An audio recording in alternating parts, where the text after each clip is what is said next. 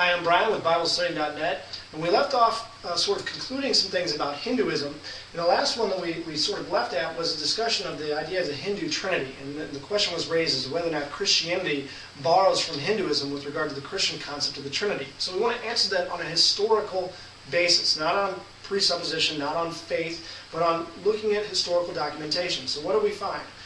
Britannica states here that, by the way, the Hindu term is Trimurti. That's what they call the Trinity within Hinduism. So Britannica describes in Hinduism the triad of three gods of Brahma, Vishnu, and Shiva, the doctrine given classical expression in a poem called The Birth of the War God that dates from the 4th to 5th century AD. So this is 400 years at least after Christ before we find a written expression of the Trinity within Hinduism. So Christianity had the Trinity much, much earlier. In fact, Wikipedia describing this, the concept of the Trimurti, says that it's from the Puranic period, from around 300 to 1200 AD. So again, corroborating the time frame is much, much farther after Christianity. It says also that his most notable expression of the Trimurti is to be found in the concept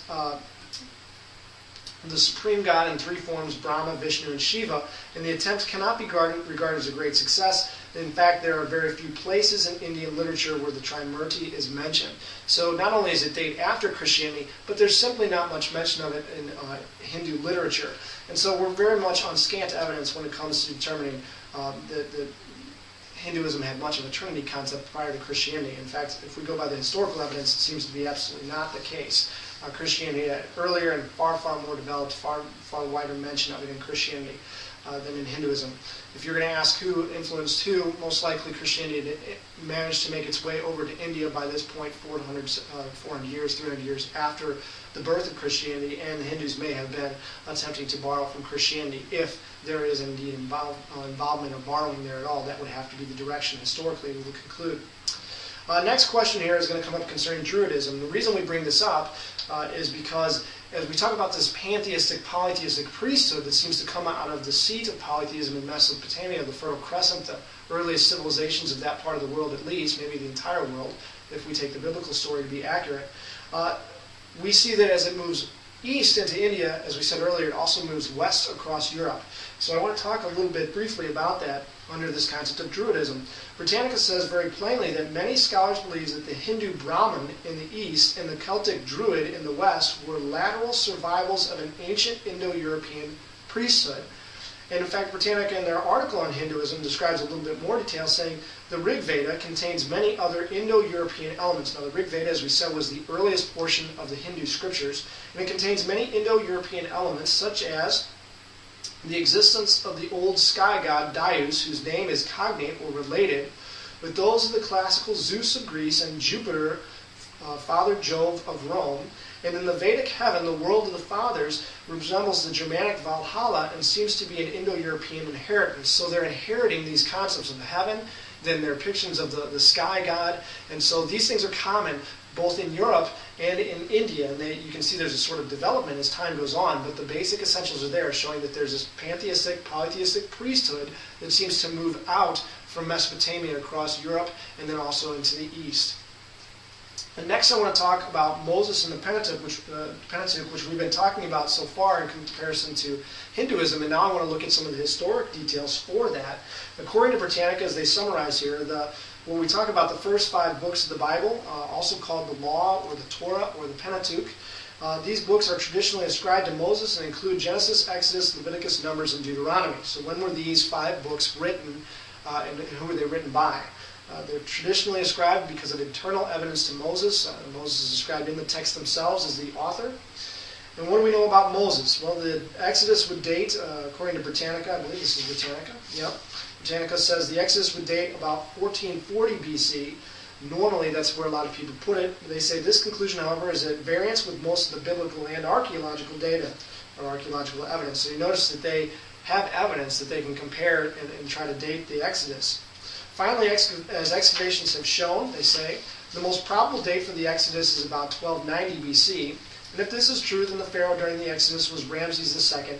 And in short, Moses was probably born in the late 14th century BC. So there's historical data that puts Moses in the 14th and 13th century BC, as we've said before.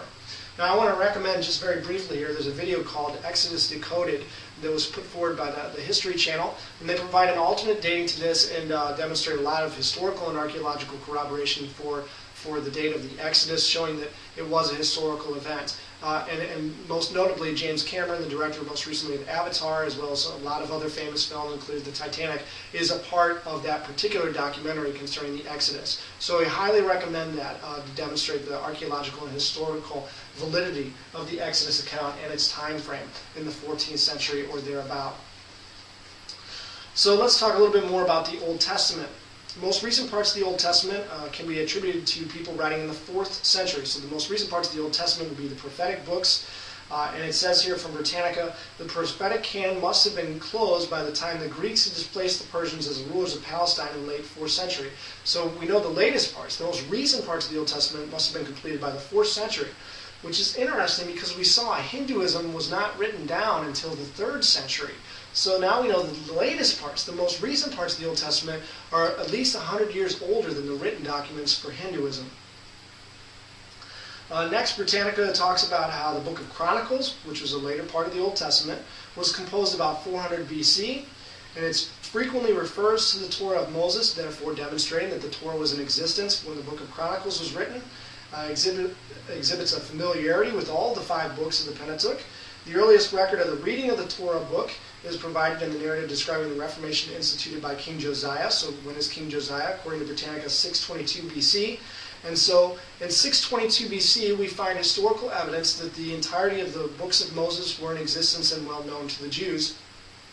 And this is now over 300 years prior to the writing down of any Hindu historical documentation. Beyond that, we can talk about the Septuagint, which is the oldest extant Greek translation of the Hebrew Bible. This is dating from Alexandria, Egypt, about 250 BC. So this is just the first time it was translated, is now contemporary with the 3rd century when Hindu documents were being written down for the first time. As we move forward here, I think we can read a good summary here of how scholars view the Old Testament in terms of its historical value. And this comes from Britannica in their article, Middle Eastern Religion. They say that the Hebrew Bible is still the most important single source for knowledge of the ancient Middle East, reflecting life from Egypt to Iran and from the Bronze Age beginning to the Hellenistic Age. Sometimes parts of the Bible are related in detail to specific outside sources. And so, what can we say about the Old Testament here? Not only is it dramatically earlier with far, far more manuscript evidence than what we have for the historic documentation of Hinduism, not only are the founders and the founding events and the founding teachings of Old Testament Judaism present and can be detected where those of Hinduism are completely unknown, but it's also a reliable historical document for looking at other general historic ancient Middle Eastern trends and cultures. And so what we have here is a much verified, reliable piece of evidence for reconstructing ancient history, and it's tied in with the religious claims of the ancient Jews, and it far surpasses the competing religious texts and religious claims of the time that we find specifically at this point in Hinduism. We'll continue to talk about others as we move forward. And so I think that when we compare religions here and we find the evidence, for those of us asking objective questions of how do I know which religion is true, what kind of evidence there is, we find that as far as the old religions are concerned, Judaism is hands down superior in terms of its historical documentation and the reasons to believe it so far than anything we've seen. And so we'll put this on pause and we'll come back and talk about a little bit more the next step forward in the religious development in ancient history.